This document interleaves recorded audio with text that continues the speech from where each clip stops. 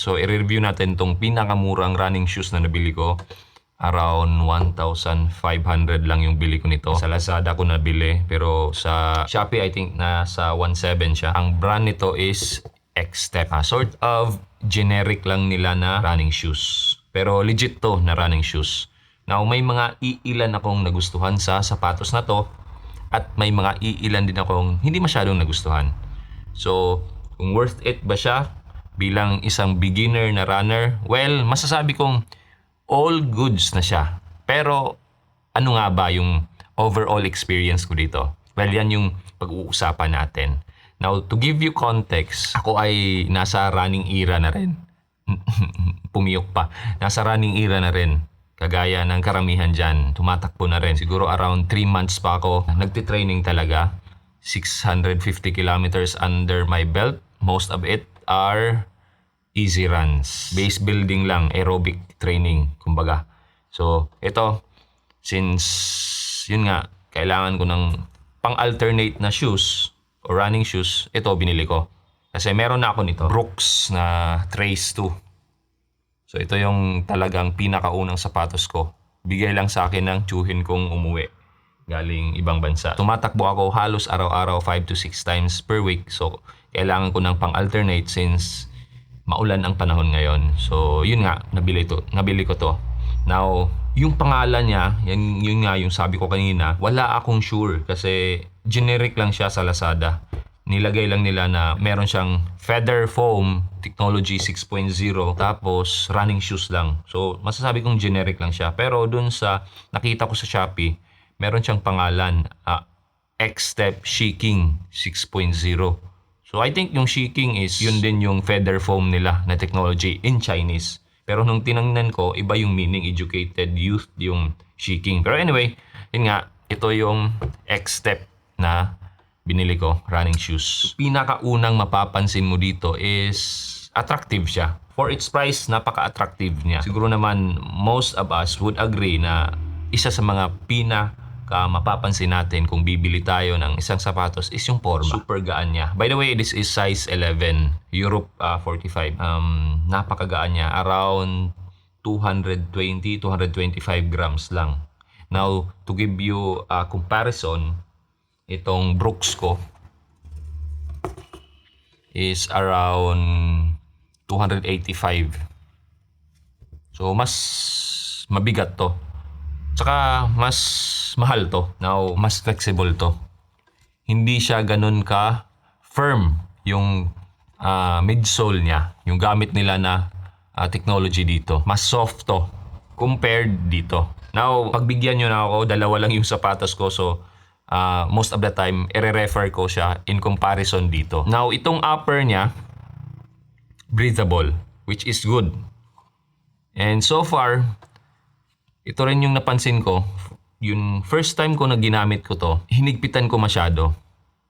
Sumakit yung paa ko. Wala pang 10 minutes, sumakit na yung paa ko. Yung pinaka-advice ko dito, wag mong masyadong higpitan.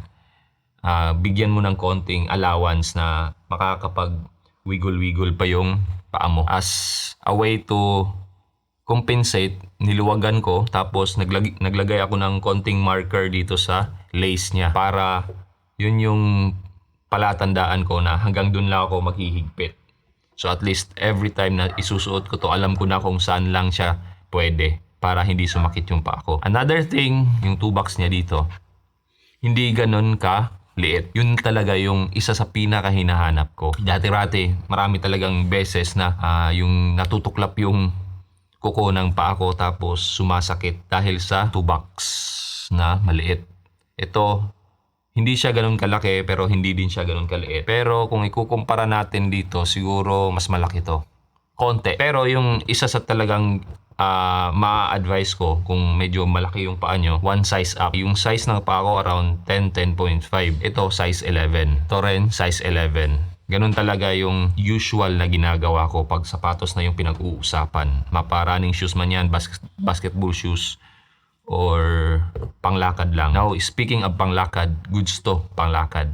Komportable. Kung i-rate ko siya, siguro yung softness niya ng gamit ng midsole niya, around 6.5 to 7. Ganun siya ka soft compared sa dito na firm. Tapos, kung titingnan natin yung insole niya, ito. So, typical lang. Although, kung mapapansin natin, merong mga butas-butas dito.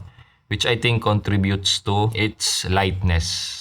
Kasi yun nga, mas magaan to. Or magaan to para sa kanyang presyo. Tapos, lace niya, typical lang naman, madali siyang matanggal. So, kailangan talaga ako mag-double tie or double nut. So, itong heel counter area, matigas, which is good. Typical heel tab lang. Pero, goods na rin kasi hindi sumasakit yung paa ko dito.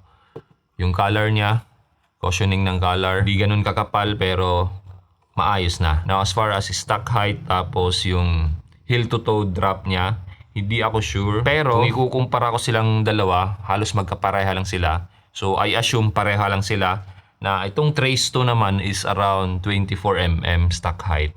Tapos yung heel to toe drop niya is around 12mm. So siguro ganun din tong sapatos na to. Pero when it comes to the actual running experience between these two, mas ramdam ko na nagbibigay siya ng energy return kumpara dito sa Trace 2. Isang bagay din kung mapapansin natin dito, pudpud na siya.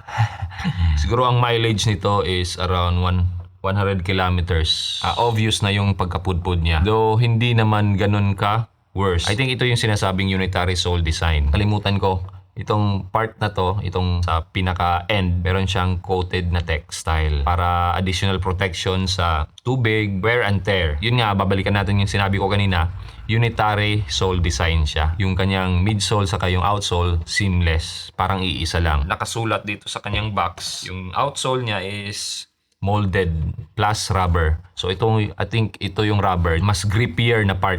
To be honest lang, isa sa mga hindi ko nagustuhan sa sapatos na to is hindi siya ganun ka ganda yung traction.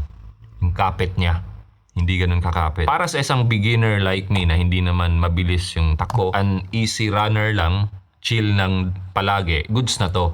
Pero kung mabilisan yung takbo mo, tapos yung traction talaga ang isa sa pinaka-importanteng parte na hinahanap mo, hindi ito yung sapatos para sa'yo. Yung traction niya is good enough, pero not great. Kumpara dito, mas maganda yung traction nito. Makikita nyo naman siguro yung outsole nito kumpara dito. Siguro yung mileage lang siguro yung concern natin dito kung hanggang saan to.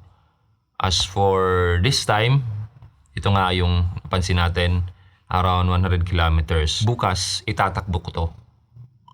12 km. Race. Event 12 km yung sinalihan. For me, yung napansin ko lang sa experience ko, yun nga, sumakit yung paa ko for the first time. Nung sinuot ko to, niluwagan ko lang para at least magkaroon ng room para makamove yung aking mga paa. Meron akong record sa dito sa running watch ko, mas mabilis ako pag ito yung ginagamit ko. Or generally speaking, mas mabilis ako dito. Which is something na promising. Kasi yun nga, itatakbo ko to bukas. Ilalagay ko na lang sa comment kung ano yung outcome dito after ng run. Now, as a conclusion, kung worth it ba to? Well, for me, yes. As an easy runner, as a beginner runner. Siguro kung mabilis ka na, veterano ka na, I think hindi ito yung sapatos na para sa'yo. Pero kung gagamitin mo lang sa easy run mo, well, all good siya. Kung naghahanap ka lang din ng alternate shoes or panglakad lang, pwede to kasi maporma siya. Merong iba dito, ibang color, maporma talaga siya. Napaka-porma niya. And I think durability wise, after 100 kilometers so far, so good naman. Goods na siya for a 1,500 na running shoes.